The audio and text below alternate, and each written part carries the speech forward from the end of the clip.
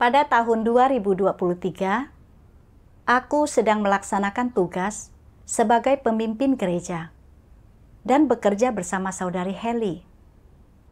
Sebelumnya, Haley telah menjadi seorang pemimpin dan telah memahami prinsip-prinsip berbagai tugas. Setelah kami berdua berbagi tugas, aku tidak perlu terlalu khawatir tentang pekerjaan yang menjadi tanggung jawab Haley.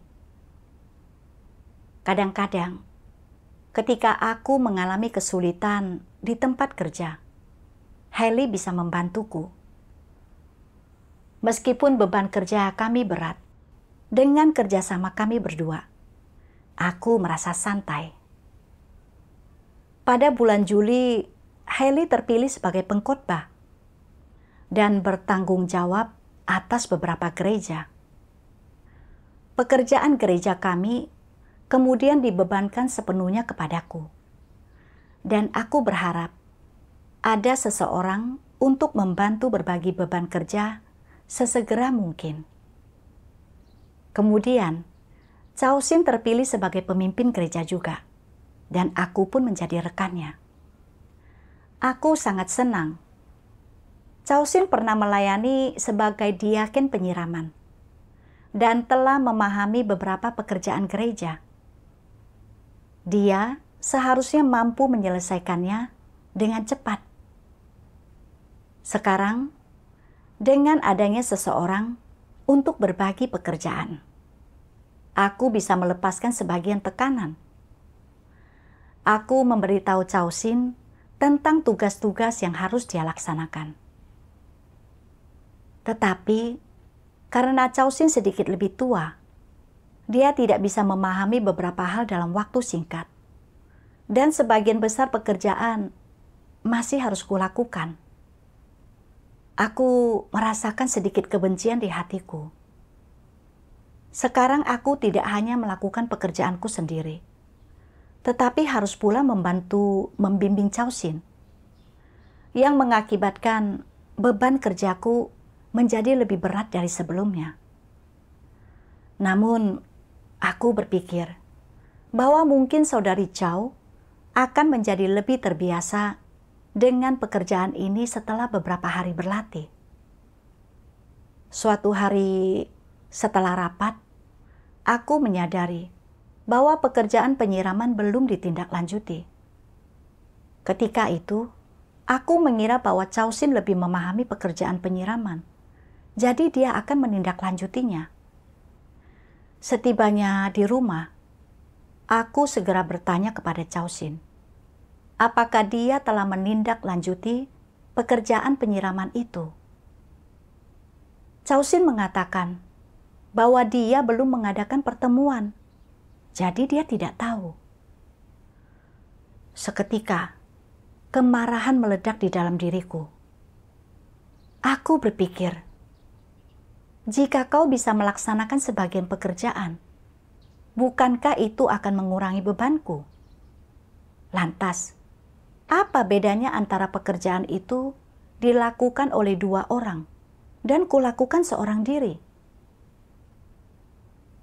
Aku berkata dengan nada mencela, jika kau bisa melaksanakan sebagian pekerjaan, bukankah akan menjadi lebih efisien? Pikirkanlah tentang watak rusak yang menghalangimu untuk melakukannya. Cao Xin tidak mengatakan apapun selama beberapa saat. Dan pada saat itu, aku menyadari bahwa berbicara seperti ini akan membuatnya merasa terkekang. Dan mungkin tidak pantas bagiku untuk memperlakukannya seperti ini. Terutama karena emosinya sedang terganggu pada saat itu. Memikirkan hal ini, aku merasa agak menyesal di dalam hatiku. Sekitar setengah bulan kemudian, Liu Wen terpilih untuk bekerja sama dengan kami sebagai pemimpin. Liu Wen melaksanakan tugasnya dengan sungguh-sungguh dan cermat dalam bekerja. Tetapi karena masih baru, dia belum memahami prinsip-prinsip berbagai tugas dengan baik. Selalu muncul masalah ketika dia bekerja, dan dia agak lamban serta kurang dalam hal kemampuan kerja. Sehingga dia sering membutuhkan bantuanku untuk mengatasinya. Awalnya, kupikir memiliki 2 saudari sebagai rekan kerja dapat membantu berbagi beban kerja. Tetapi alih-alih mengurangi, itu justru menambah bebanku. Aku merasakan banyak tekanan, dan melaksanakan tugas ini menjadi sangatlah berat dan melelahkan. Dalam hatiku tak terelakkan kalau aku memandang rendah kedua saudari itu dan tidak ingin berbicara banyak dengan mereka. Aku tidak sabar ketika mereka mengajukan pertanyaan kepadaku, dan mereka merasa terkekang serta tidak berani bertanya lebih lanjut. Akibatnya, beberapa tugas tertunda karena ketidakmampuan mereka untuk melaksanakannya. Selama itu, kedua saudari ini sangat negatif, merasa seperti mereka tidak mencapai apapun dan tidak mampu melaksanakan tugas mereka. Dan aku masih mengeluh bahwa mereka tidak efektif. Sekarang, setelah aku memiliki rekan kerja, justru rasanya bahkan lebih melelahkan dibanding sebelumnya tanpa mereka. Meskipun ini adalah pekerjaan untuk 3 orang, akulah yang akhirnya melakukan sebagian besarnya. Dan aku merasa sangat dirugikan. Jika aku tidak melakukannya, aku takut akan menunda pekerjaan dan harus bertanggung jawab. Saat aku memikirkan hal ini, air mataku mulai mengalir tak terkendali. Seolah-olah aku telah diperlakukan sangat tidak adil. Aku tidak tahu bagaimana menghadapi keadaan ini. Setiap hari, aku menghela napas dan merasa sangat tertekan. Aku berpikir, seandainya saja aku bisa meninggalkan gereja ini. Tetapi kemudian, aku menyadari bahwa melarikan diri bukanlah solusi untuk masalah ini.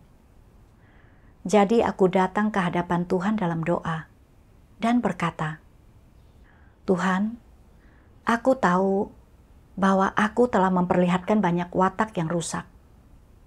Tetapi aku tidak tahu dari mana harus mulai memahaminya. Tolong cerahkan dan tuntunlah aku, agar aku dapat menyadari watakku yang rusak." Dalam pencarianku, aku membaca firman Tuhan ini. Sifat pemarah termasuk watak bawaan manusia. Ketika kepentingan, keangkuhan, atau harga diri orang dirugikan, jika dia tidak memahami kebenaran atau tidak memiliki kenyataan kebenaran, dia akan membiarkan watak rusaknya menentukan perlakuannya atas kerugian itu, sehingga dia akan bertindak tanpa berpikir panjang dan gegabah. Kemudian, yang dia wujudkan dan perlihatkan adalah sifat pemarah. Apakah sifat pemarah itu hal yang positif atau negatif? Jelas, sifat itu adalah hal yang negatif. Bukanlah hal yang baik bagi orang untuk hidup berdasarkan sifat pemarah. Sifat itu cenderung menyebabkan bencana. Jika sifat pemarah dan kerusakan orang tersingkap ketika sesuatu menimpa dirinya, apakah dia adalah orang yang mencari kebenaran dan tunduk kepada Tuhan? Jelas, orang seperti itu tidak tunduk kepada Tuhan. Mengenai berbagai orang, peristiwa, hal, dan lingkungan yang Tuhan atur bagi manusia, jika orang tidak mampu menerima bahwa semua itu adalah dari Tuhan, tetapi menangani dan menyelesaikannya dengan cara manusia? Apa akibatnya pada akhirnya? Tuhan akan membenci dan menolak orang itu. Tuhan akan muak terhadap orang tersebut. Jadi, apakah bersikap seperti itu akan membangun kerohanian orang? Dia tidak hanya akan gagal dalam hidupnya sendiri, tetapi juga tidak akan membangun kerohanian orang lain. Lebih dari itu, dia akan mempermalukan Tuhan dan membuat Tuhan membenci dan menolaknya. Orang seperti itu telah kehilangan kesaksiannya dan tidak diterima dimanapun dia berada.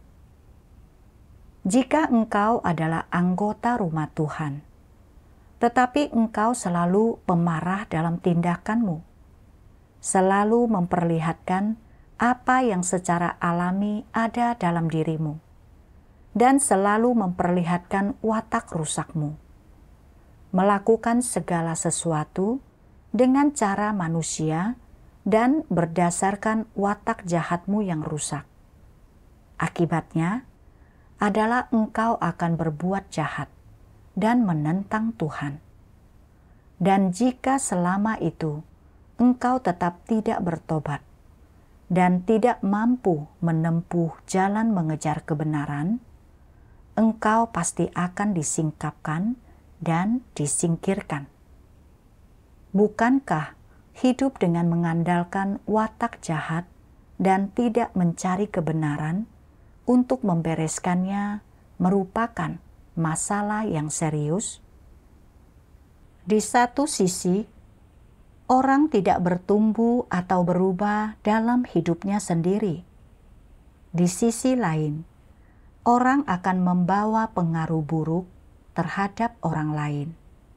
Dia tidak akan berguna di gereja, dan pada waktunya, dia akan menimbulkan masalah besar bagi gereja dan umat pilihan Tuhan.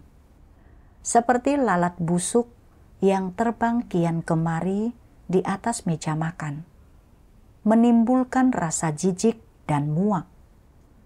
Apakah engkau semua ingin menjadi orang seperti ini?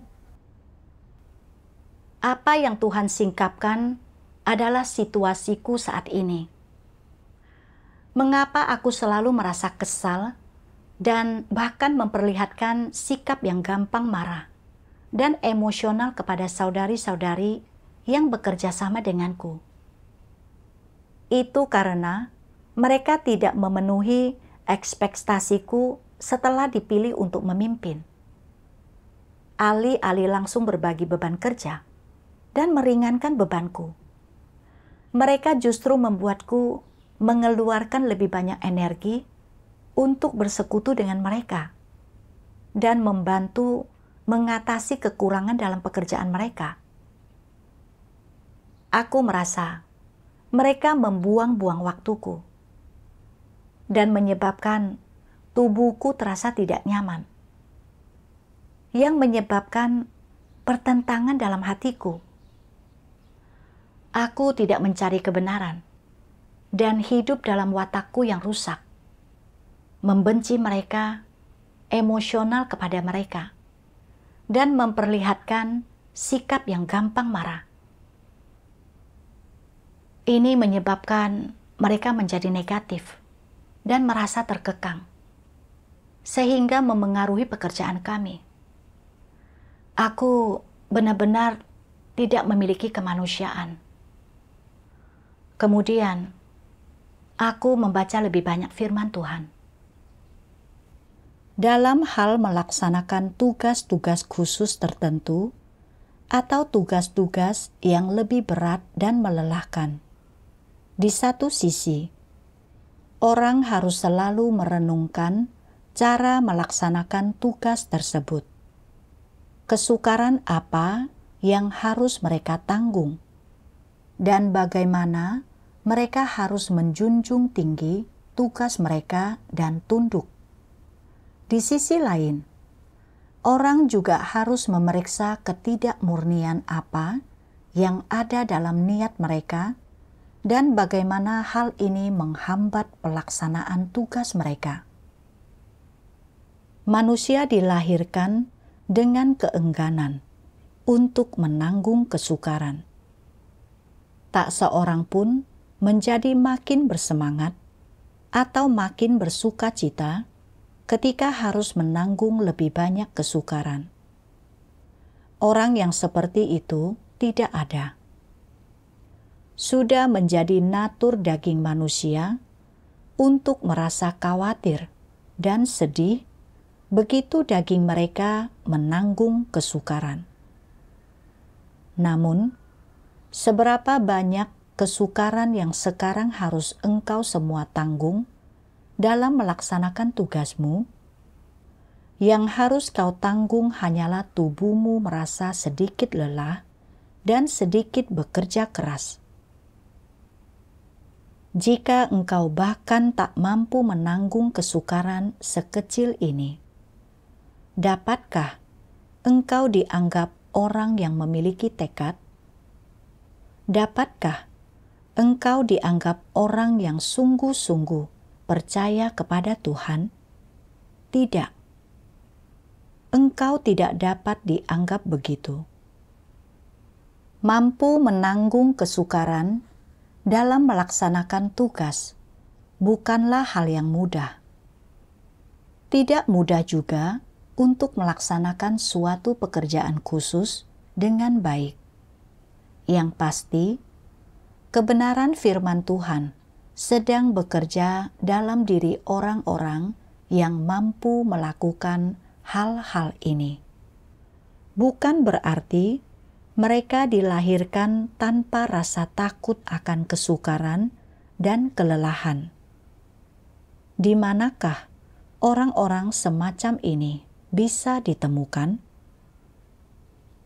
Semua orang ini memiliki motivasi dan mereka telah menjadikan kebenaran firman Tuhan sebagai landasan mereka. Ketika mereka melaksanakan tugas, pandangan dan sudut pandang mereka berubah. Melaksanakan tugas menjadi lebih mudah dan menanggung sedikit kesukaran daging dan kelelahan mulai terasa tidak berarti bagi mereka.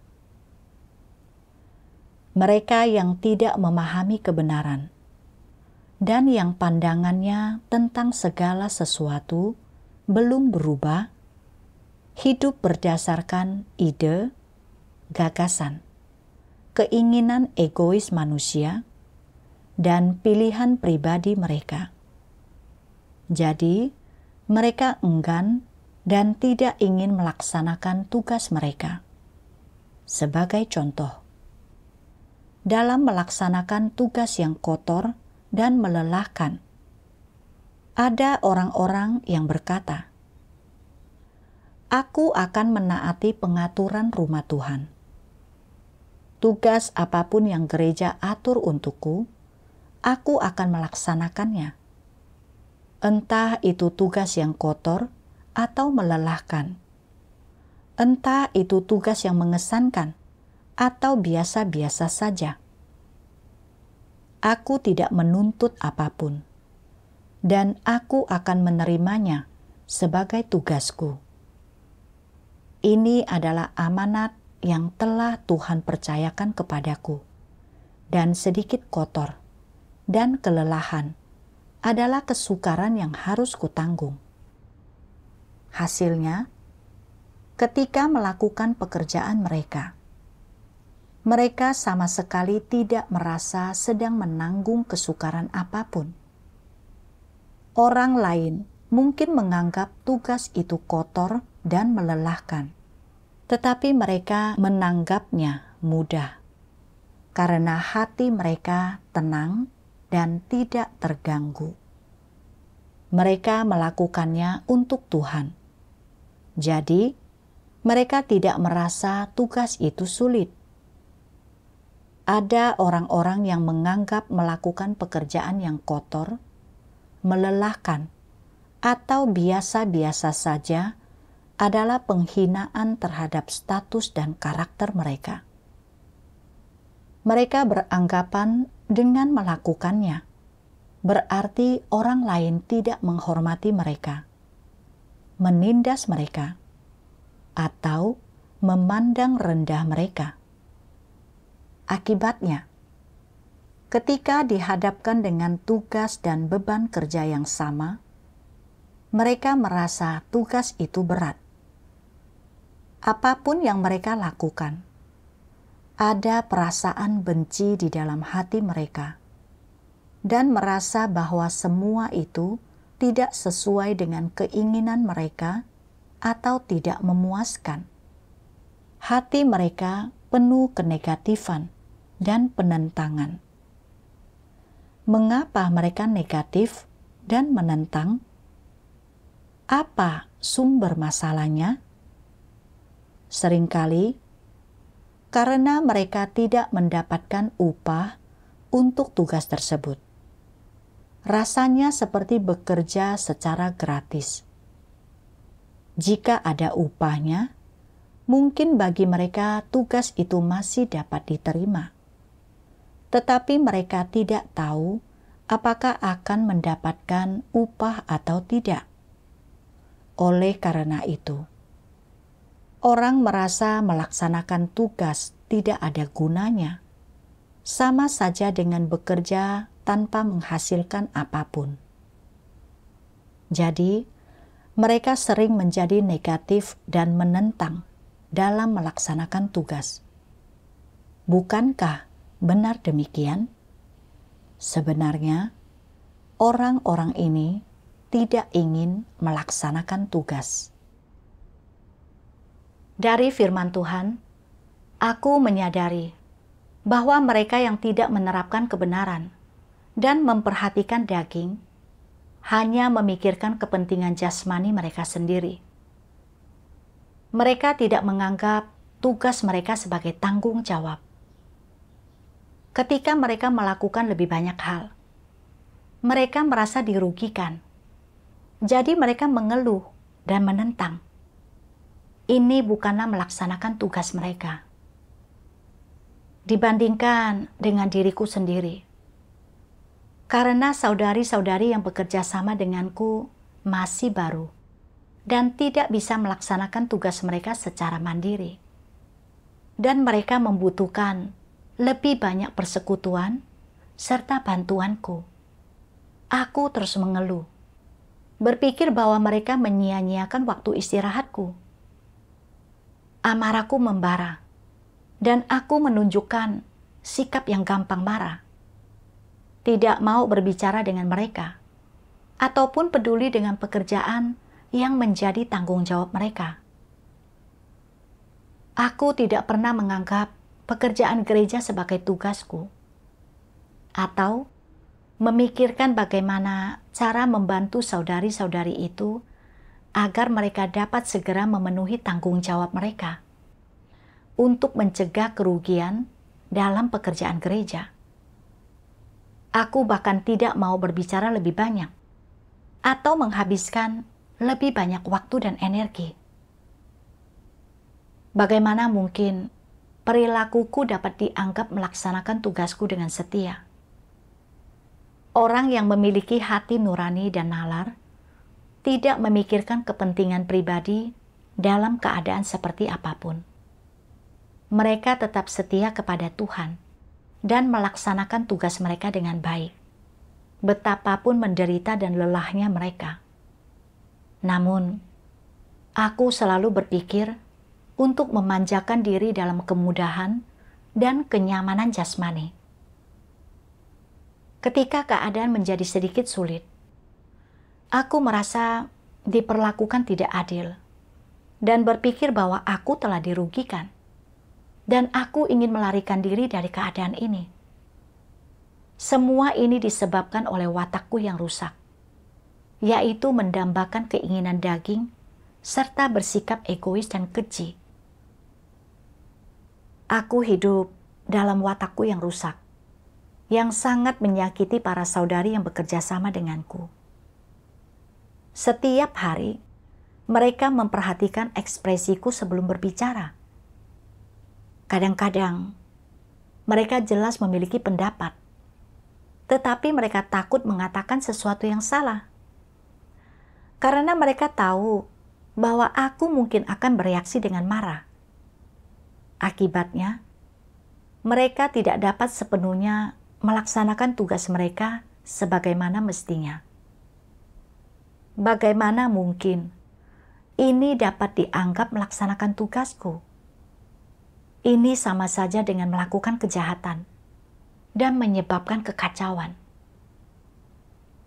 Sekarang, setelah kupikirkan kembali, perilakuku benar-benar buruk. Kemudian, aku mencari tahu mengapa aku selalu mendambakan kenyamanan dan memikirkan kepentingan jasmaniku sendiri. Aku membaca firman Tuhan yang mengatakan, sebelum manusia mengalami pekerjaan Tuhan dan memahami kebenaran, natur iblislah yang mengendalikan dan menguasai mereka dari dalam. Secara spesifik, apa yang terkandung dalam natur tersebut? Misalnya, mengapa engkau egois?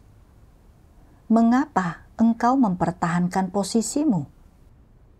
Mengapa engkau memiliki perasaan yang begitu kuat? Mengapa engkau menikmati hal-hal yang tidak benar? Mengapa engkau menyukai kejahatan? Apakah dasar kesukaanmu akan hal-hal seperti itu? Dari manakah asal hal-hal ini? Mengapa engkau begitu senang menerimanya? Saat ini, engkau semua telah memahami bahwa alasan utama di balik semua hal ini adalah karena racun iblis ada di dalam diri manusia. Jadi, apakah racun iblis itu?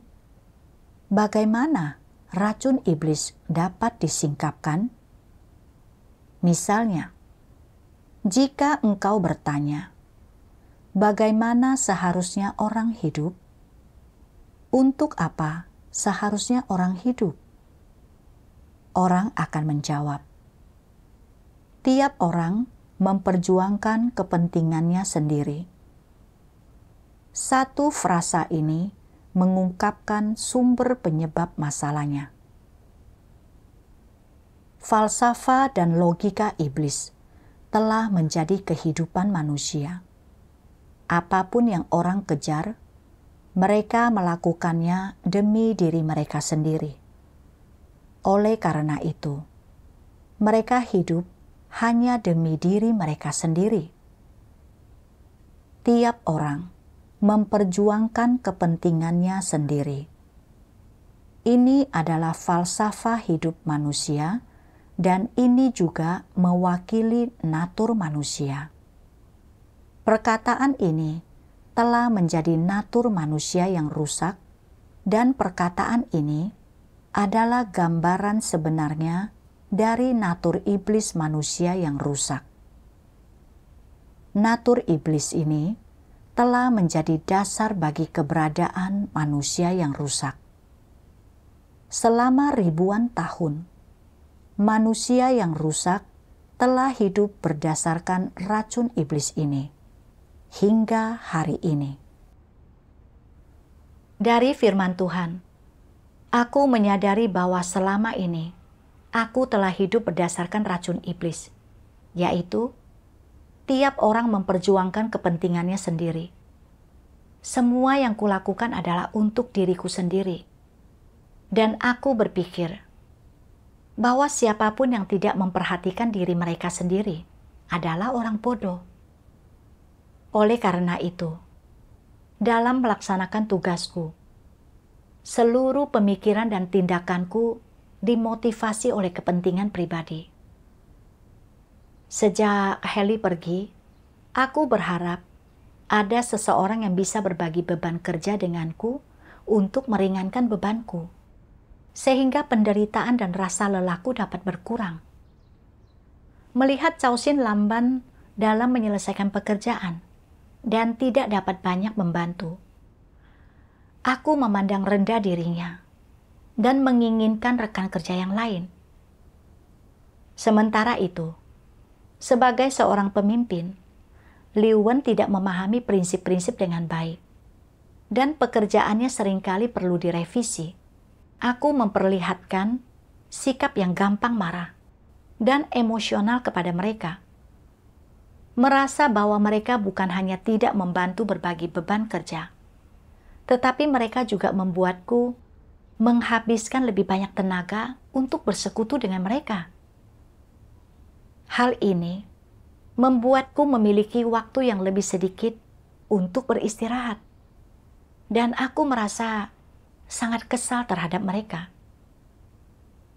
Ketika mereka mengalami kesulitan dalam pekerjaan mereka, aku tidak mau repot-repot terlibat, sehingga menyebabkan masalah yang tidak terselesaikan dan penundaan pekerjaan.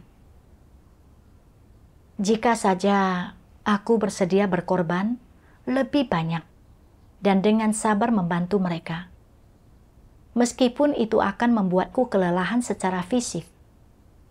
Jika kami bekerja sama, pekerjaan gereja dapat berjalan dengan lancar. Namun, aku hanya memikirkan kepentingan jasmaniku sendiri. Hidup berdasarkan racun iblis. Tiap orang memperjuangkan kepentingannya sendiri. Aku menjadi makin egois, keji, dan tidak memiliki kemanusiaan. Bahkan menyebabkan penundaan dalam pekerjaan. Jika aku tidak berubah, pada akhirnya aku akan dibenci, ditolak dan disingkirkan oleh Tuhan. Aku datang ke hadapan Tuhan dan berdoa, Tuhan, akhir-akhir ini aku hidup berdasarkan racun iblis. Tiap orang memperjuangkan kepentingannya sendiri, dan itu telah membuatku sangat menderita. Jika aku tidak menyalahkan orang lain, aku menyalahkan Tuhan. Aku tidak ingin terus hidup seperti ini. Tolong tuntunlah aku agar dapat terbebas dari belenggu racun iblis. Kemudian aku merenung, bagaimana seharusnya aku memperlakukan orang lain sesuai dengan prinsip. Aku teringat akan firman Tuhan ini. Engkau harus terlebih dahulu memahami kebenaran. Begitu engkau memahami kebenaran, akan mudah bagimu untuk memahami kehendak Tuhan. Dan engkau akan mengetahui prinsip-prinsip yang berdasarkannya Tuhan menuntut orang untuk memperlakukan orang lain. Engkau akan tahu cara memperlakukan orang, dan engkau akan mampu memperlakukan mereka sesuai dengan kehendak Tuhan. Jika engkau tidak memahami kebenaran, engkau pasti tidak akan mampu memahami kehendak Tuhan, dan engkau tidak akan memperlakukan orang lain dengan cara yang berprinsip. Bagaimana seharusnya engkau memperlakukan orang lain diperlihatkan dan ditunjukkan dalam firman Tuhan dengan jelas. Sikap yang dengannya Tuhan memperlakukan manusia merupakan sikap yang harus diambil manusia dalam perlakuan mereka terhadap satu sama lain. Bagaimana Tuhan memperlakukan masing-masing orang? Ada orang-orang yang memiliki tingkat pertumbuhan yang belum dewasa, atau masih muda, atau belum lama percaya kepada Tuhan, atau bukan orang yang buruk atau jahat secara esensi naturnya, tidak kejam, tetapi hanya kurang berpengetahuan atau kurang dalam kualitas mereka, atau mereka tunduk pada terlalu banyak batasan dan belum memahami kebenaran, belum memiliki jalan masuk kehidupan, sehingga sulit bagi mereka untuk menjauhkan diri dari melakukan hal-hal yang bodoh atau melakukan tindakan bodoh. Namun, Tuhan tidak berfokus pada kebodohan sesaat manusia. Dia hanya melihat hati mereka. Jika mereka bertekad untuk mengejar kebenaran, artinya mereka benar, dan jika inilah tujuan mereka, maka Tuhan akan mengamati mereka, menunggu mereka, dan memberi mereka waktu serta kesempatan yang akan memungkinkan mereka untuk masuk. Itu bukan berarti Tuhan akan menghapuskan mereka hanya karena satu pelanggaran. Itu adalah sesuatu yang sering orang lakukan. Tuhan tidak pernah memperlakukan orang seperti itu.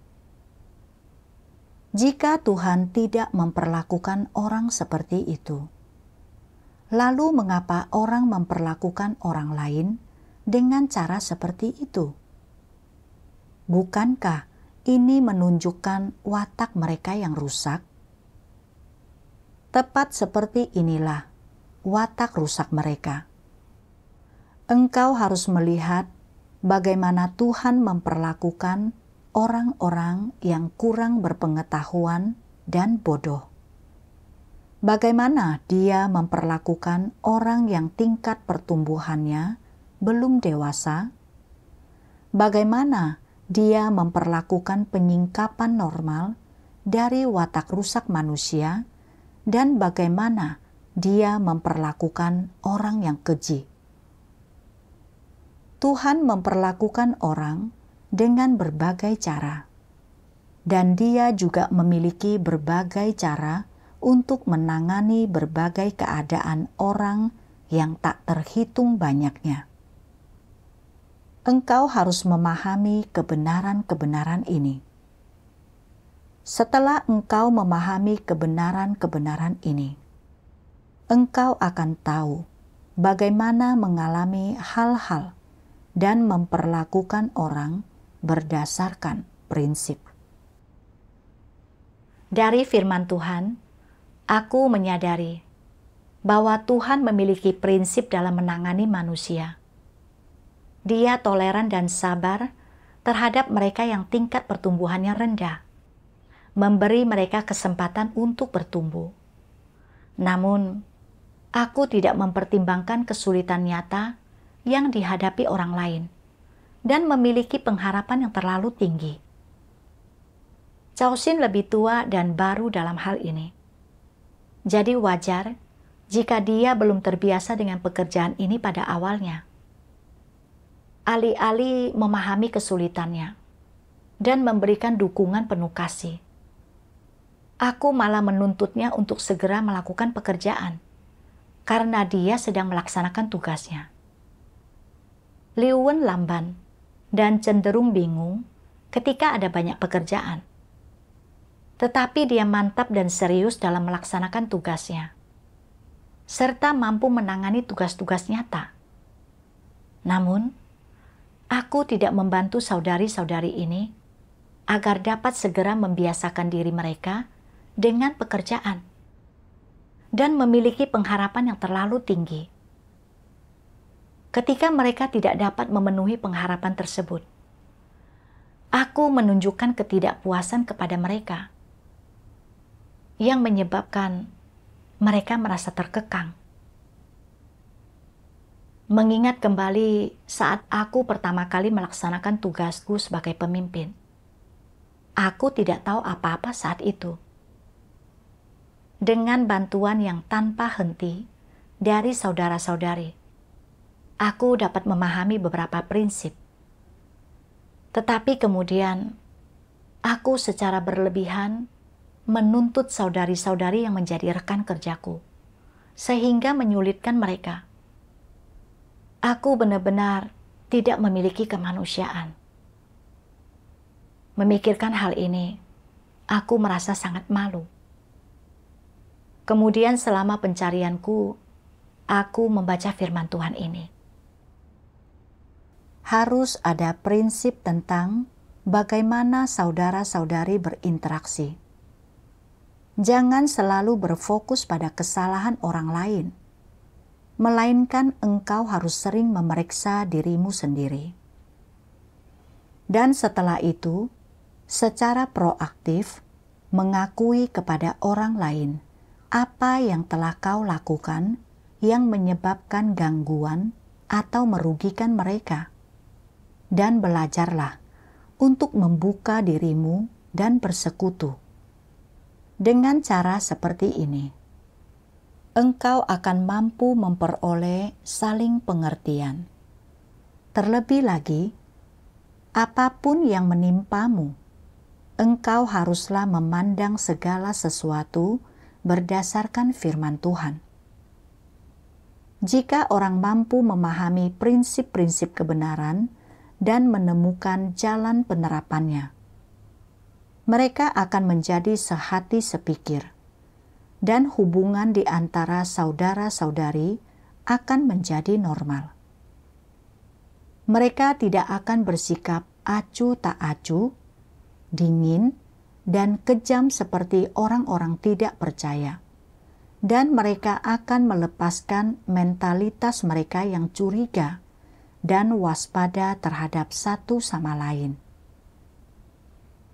Saudara-saudari akan menjadi lebih akrab satu sama lain. Mereka akan dapat saling mendukung dan saling mengasihi.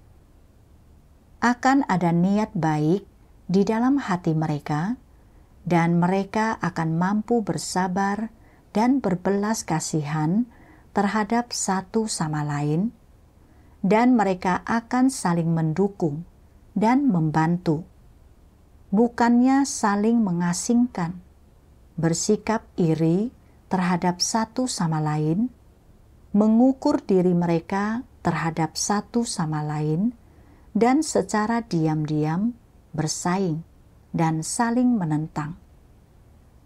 Jika orang hidup berdasarkan watak mereka yang rusak, akan sangat sulit bagi mereka untuk menenangkan diri di hadapan Tuhan, dan akan sangat sulit bagi mereka untuk menerapkan kebenaran dan hidup berdasarkan firman Tuhan.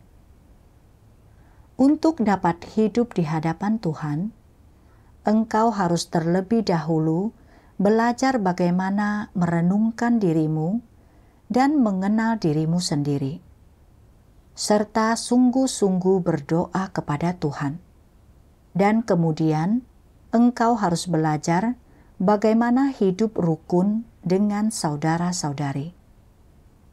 Engkau harus bersikap toleran satu sama lain, sabar satu sama lain, dan mampu melihat apa kelebihan dan kemampuan orang lain. Engkau harus belajar menerima pendapat orang lain dan hal-hal yang benar. Firman Tuhan dengan jelas memberitahu kita bahwa dalam berinteraksi dengan saudara-saudari, kita tidak boleh selalu berfokus pada kekurangan mereka, tetapi harus melihat kekuatan dan kelebihan mereka. Kita harus saling toleran dan saling melengkapi kelebihan serta kelemahan satu sama lain.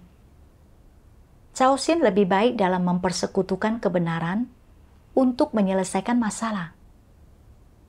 Kadang-kadang, ketika aku tidak bisa memahami masalah saudara-saudari, Cao-Sin dapat menemukan firman Tuhan yang relevan untuk mempersekutukan dan menyelesaikannya. Meskipun Liu Wen lamban, dia memikirkan masalah dengan cermat, melaksanakan tugasnya dengan serius dan penuh tanggung jawab.